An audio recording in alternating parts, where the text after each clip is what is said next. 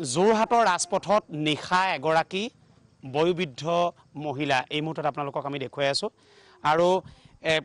বহু সময় অনাই বনাই ঘূৰি ফুৰিছিলে যোৰহাটৰ ৰাজপথত এগৰাকী বয়োবৃদ্ধই আৰু এইগৰাকী বয়োবৃদ্ধৰ খবৰ পাই প্ৰাগ নিউজৰ আমাৰ টিম আমি তেখেতৰ কাষ চাপিছিলোঁ আৰু তাৰপিছতে যোৰহাট সদৰ থানাৰ মহিলা আৰক্ষী বিষয়া ইন্দুমণি গগৈৰ নেতৃত্বত ইতিমধ্যে দেখা পাইছে যোৰহাট সদৰ থানালৈ সেইগৰাকী বয়োবৃদ্ধ তেওঁ আচলতে আনৰ সহায় নহ'লে উঠিব নোৱাৰা এগৰাকী তেখেত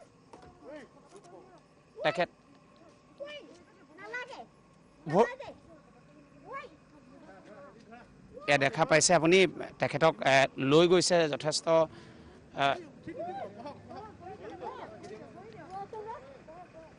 লাহে লাহে বৰ্মা লাহেকৈ বহি দিয়ক অঁ ধুনীয়াকৈ বহক বৰ্মা অঁ বহিছে হৈছেনে অঁ দেখা পাইছে তেখেতৰ আমি মন্তব্য ইতিমধ্যে লৈছোঁ আমি কেইটামান আপোনালোকক এতিয়া পৰিৱেশটো দেখুৱাইছোঁ যোৰহাট সদৰ থানাৰ আৰক্ষী আৰু যোৰহাট প্ৰধানকৈ যান বাহন আৰক্ষী মই আকৌ কৈছোঁ যোৰহাট ট্ৰেফিক পুলিচ তেওঁলোকে আজিৰ পৰা কেইদিনমান পূৰ্বৰ যিটো ঘটনা সেই ঘটনাৰ পিছত অত্যন্ত এক্টিভলি তেওঁলোকে কাম কৰি আছে আৰু এই মুহূৰ্তত যোৰহাটৰ ৰাজপথত এনেকৈ এগৰাকী মহিলা উদ্ধাৰ হোৱা ঘটনাটো আচলতে সকলোৰে মন চুই গৈছে যে মহিলাগৰাকী আহিছিল ক'ৰ পৰা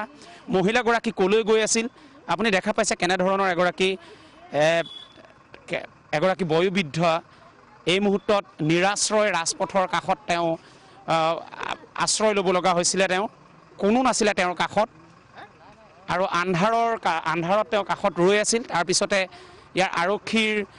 লোক আৰু সমান্তৰালভাৱে প্ৰাগ নিউজৰ টীম আহি ইয়াত উপস্থিত হৈছিল মই এজন যুৱক আছে মই তেখেতৰ লগত কথা পাতিব বিচাৰোঁ আপোনালোকে ক'ত দেখা পাইছিলে মই বৰুৱা চাৰিআলিৰ পৰা এইফালে সঞ্জীৱনী ফালে আহি আছিলে এইফালে দেখা পাইছিলোঁ আৰক্ষীয়ে লৈ গৈছে অঁ এনেকৈ ৰাতি উদ্ধাৰ হোৱাত আচৰিত হৈছে আপোনালোক হয় বহুত আচৰিত ন এইটো আৰু ইমান এই কেইদিন আগতে অলপ বেলেগ এটা ঘটনা হৈ গ'ল সেইকাৰণে এইটো অলপ ঠিক লগা নাই বস্তুটো মই এয়া দেখুৱাই আছোঁ ইতিমধ্যে লৈ গৈছে আৰু এয়া দেখুৱাইছোঁ যোৰহাট সদৰ থানাৰ মহিলা আৰক্ষী বিষয়া ইন্দুমণি গগৈ তেখেতে যোৰহাট সদৰ থানালৈ ইতিমধ্যে তেখেতক লৈ যাব আৰু যোৰহাট ট্ৰেফিকৰ বিষয়া আছে আপুনি ক'ত প্ৰথম দেখা পাইছিলে নাই প্ৰথম মানে এইফালে খোজকাঢ়ি গৈ থকা দেখা পাইছিলোঁ দেখা পাই পেলাই তেওঁক সুধিলোঁ তাৰপৰা ক'ত যাব বোলে নহয় মই ঘৰলৈ যাম এনেকৈ বুলি ক'লে আইতাগৰাকীয়ে তাৰপিছত আমি আৰু বোলো আপুনি যাওকগৈ তেতিয়া তাৰপিছত যাওকগৈ বুলি ক'লোঁ তাৰপিছত আৰু তেওঁ নগ'লে আকৌ ইতিমধ্যে এওঁ পালে এই আমাৰ এওঁ পুলিচৰে হয় এওঁ পাই পেলাই আমাক জনালে আমি লগে লগ আহিলোঁ আৰু ইতিমধ্যে আপোনালোককো দেখা পাইছোঁ তেখেতক সদৰ থানা লৈ গৈছে নাই তেখেতক এতিয়া মেডিকেললৈ তেওঁ অসুখ বুলি কৈছে জ্বৰ হৈ আছে বুলি কৈছে গতিকে এই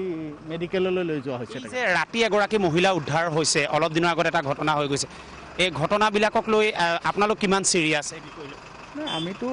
নিষ্ঠাৰে কৰ্তব্য পালন কৰি আছোঁ আৰু আমি অনবৰতে ইয়াতে আপোনাৰ পেট্ৰলিং মোবাইল কৰি আছোঁ ষ্টাফো ঘূৰি আছে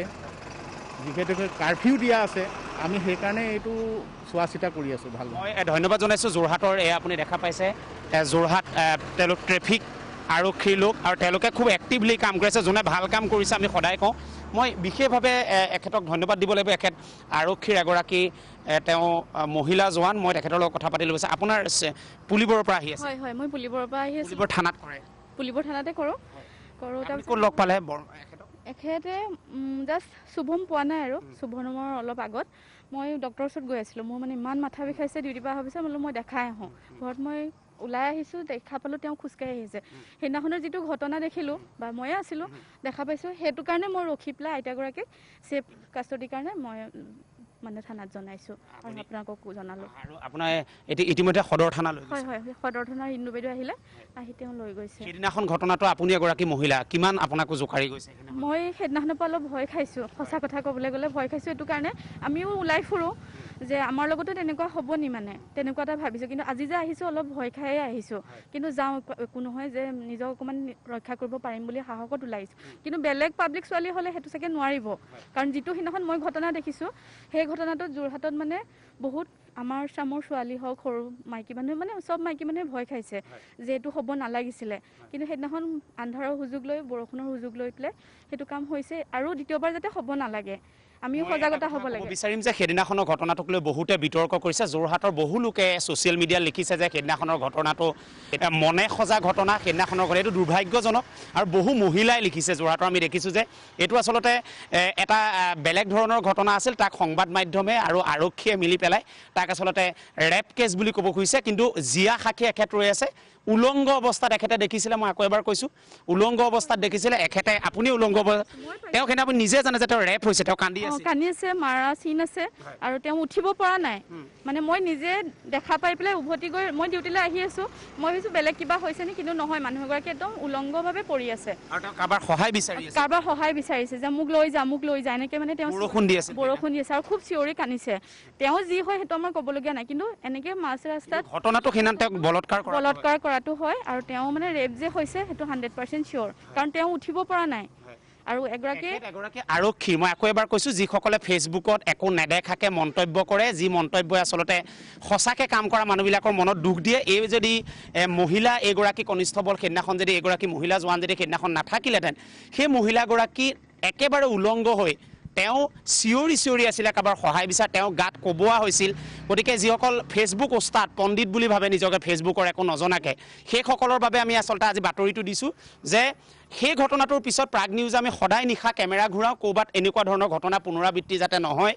আমি আচলতে মনে সজা বাতৰি কৰিবৰ কাৰণে ৰাতি টোপনি ক্ষতি কৰি বা বৰষুণত তিতি পেলাই আমি ডিউটি নকৰোঁ এই গোটেই সঁচা ঘটনাবিলাক আজি এগৰাকী ইয়াত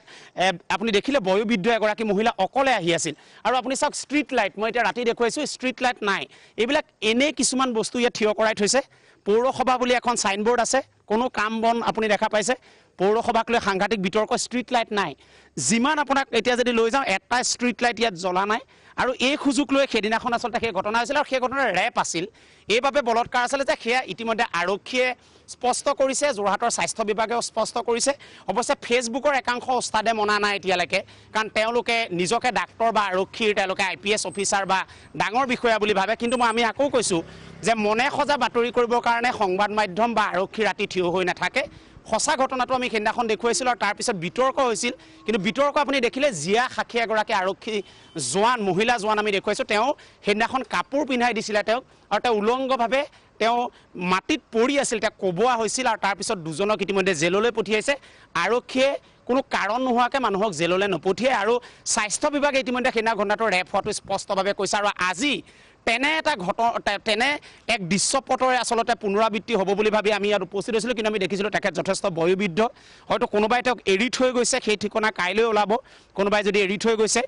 এনেকৈ বয়োবৃদ্ধ লোকক নিৰাশ্ৰয় লোকক এনেকৈ কিছু লোকে এৰি থৈও যায় সেই ঘটনাৰ তদন্ত আমি যোৰহাট আৰক্ষীলৈ থলোঁ কিন্তু ইয়াতেই সেই মহিলাগৰাকীয়ে সেই বয়োবৃদ্ধাগৰাকীয়ে ইয়াতেই অকলশৰে তেখেতক এই যিগৰাকী আৰক্ষী মহিলা জোৱান মহিলা কনিষ্টবল তেখেতে ইয়াত উদ্ধাৰ কৰিছিল আৰু প্ৰাগ নিউজ আহি প্ৰথম আমি ইয়াত উপস্থিত হৈছিলোঁ তাৰপিছতে তেওঁক ইতিমধ্যে যোৰহাট আৰক্ষীক খবৰ দি যোৰহাটৰ ইন্দুমণি গগৈ নামৰ আৰক্ষী বিষয়াগৰাকীয়ে ইতিমধ্যে তেওঁক লৈ গৈছে আৰু স্বাস্থ্য পৰীক্ষাৰ ৰাতিটো আৰক্ষীৰ তত্বাৱধানত তেওঁক ৰাখিব কাইলৈ তেওঁ পৰিচয় তেওঁ ঠিকনা বিচাৰিব আৰু তাৰপিছত হয়তো তেওঁক কোনোবাই যদি এৰি থৈ গৈছে সেই ঘটনাবিলাক কাইলৈ পুনৰাবৃত্তি হ'ব আৰু যদি তেওঁ ঘৰৰ পৰা ওলাই আহিছে কিন্তু মহিলাগৰাকীৰ লগত কথোপকথনত তেওঁ মানসিক বিকাৰগ্ৰস্ত যেন লগা নাই বা মানসিক ভাৰসাম্যহীনতা যেন লগা নাই মাথো কিছু ৰোগাক্ৰান্ত কিছু অসুস্থ আৰু ভাগৰুৱা যেন লাগিছে এই গোটেই দৃশ্য যোৰহাটত নিশা 9 বজাত আপোনালোকক যোৰহাটৰ ৰাজপথৰ পৰা দেখুৱালোঁ আমাৰ সংবাদ মাধ্যমৰ দায়িত্ব যে সঁচা এটা বাতৰি আমি আৰক্ষীৰ দৃষ্টিগোচৰ কৰা প্ৰশাসনৰ দৃষ্টিগোচৰ কৰা আৰু সচেতন ৰাইজৰ দৃষ্টিগোচৰ কৰা সেয়া আমি কৰিছোঁ কোনোবাই ফেচবুকত পণ্ডিতৰ দৰে কিছুমান কাৰোবাৰ কৰি এটা সঁচা ঘটনাক মিছা কৰিবৰ বাবে যতপৰণাস্তি চেষ্টা চলাই সেয়া কৰিব নাপায় সঁচা ঘটনাটোক আমি মানি ল'ব লাগে আৰু প্ৰমাণসহ যেতিয়া দিয়া হয় তাক একেবাৰে মানি ল'ব লাগে মাথো সেই ঘটনাৰ যাতে পুনৰাবৃত্তি নহয় তাৰ বাবে আমি সকলোৱে মিলি আচলতে কাম কৰিব লাগে সংবাদ মাধ্যমে সচেতনতাৰ পৰিৱেশটো সৃষ্টি কৰিবৰ বাবেহে নিশা আমি এনেকৈ কেমেৰা লৈ ৰাতি 12-1 বজালৈকে আমি যোৰহাটৰ ৰাজপথত আচলতে আমি ঘূৰিবলগীয়া হয় এয়া আমাৰ দায়িত্ব আমি দায়িত্ব কৰি যাবৰ বাবে যতপৰণাস্তি চেষ্টা চলাইছোঁ কিন্তু কৈছোঁ চাৰিওফালে চমচান এক পৰিৱেশ তাৰ মাজত এগৰাকী বয়োবৃদ্ধ উদ্ধাৰ হৈছে যোৰহাটৰ ৰাজপথত আৰু ইতিমধ্যে সেইগৰাকীক সুকলমে সংবাদ মাধ্যম আৰু এইগৰাকী মহিলা আৰক্ষীৰ সহযোগত তেওঁৰ আচলতে সাংঘাতিক অৱদান আছে যোৰহাট সদৰ থানালৈ ইতিমধ্যে লৈ যোৱা হৈছে পৰিচয় ঠিকনাৰ বাবে আমি কাইলৈ অপেক্ষা কৰিব লাগিব হয়